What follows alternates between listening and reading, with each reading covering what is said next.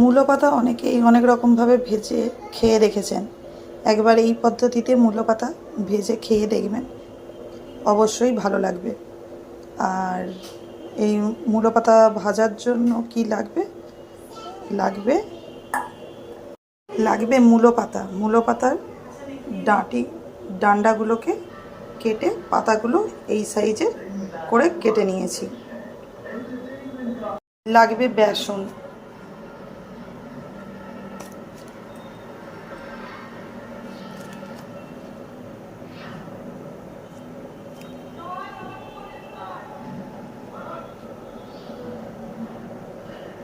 পাঁচ চামচ বেসন নিয়েছি।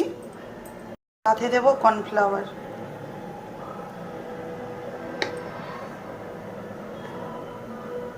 2 চামচ কর্নফ্লাওয়ার দিয়েছি। কর্নফ্লাওয়ার বদলে আপনারা চালের গুঁড়োও দিতে পারেন, আমি কর্নফ্লাওয়ারটা দিয়েছি। দেব অল্প পরিমাণে জোয়ান, দেব কালো জিরে,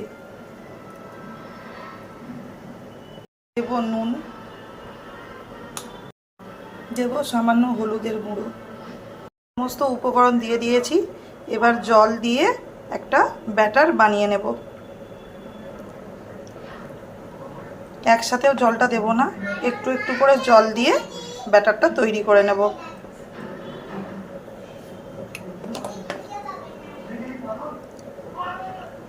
ব্যাটার তৈরি করে নিয়েছি। ব্যাটারের কনসিস্টেন্সি দেখুন, এইভাবে একটা চামচ ডিপ করলে যেন চামচটা পুরো কোট হয়ে যায়, এই রকম একটা পাতলা ব্যাটার বানিয়ে নিতে হবে। খুব পাতলাও হবে না, আবার খুব গাঢ়ও হবে না। দেব সামান্য খাবার সোডা,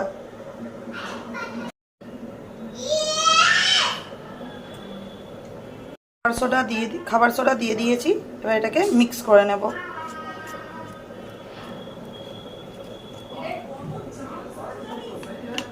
খাবার সোডা মিশিয়ে নিয়েছি, ব্যাটার একদম রেডি।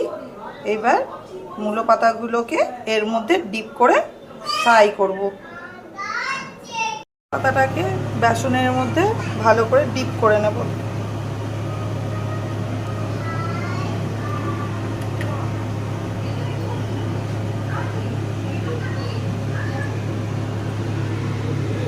এবার গরম তেলের মধ্যে ছেড়ে দেব। এইভাবে সমস্ত মূলো পাতাকে এক এক করে ভেজে তুলে নেব। মূলো পাতাগুলোকে দিয়ে দিয়েছি, এবার ভালো করে ভেজে নেব। লাল লাল করে ভাজা হয়ে গেলে তুলে নেব।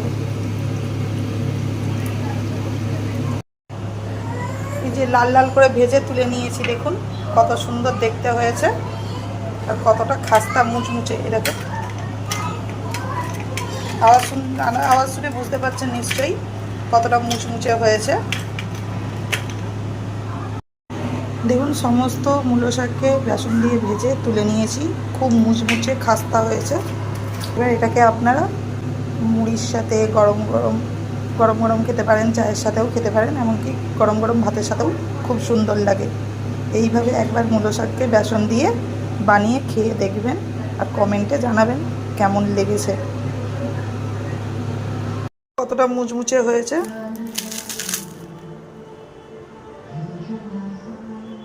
দেখে অবশ্যই বুঝতে পারছেন কীরকম মুচমুচে খাস্তা হয়েছে।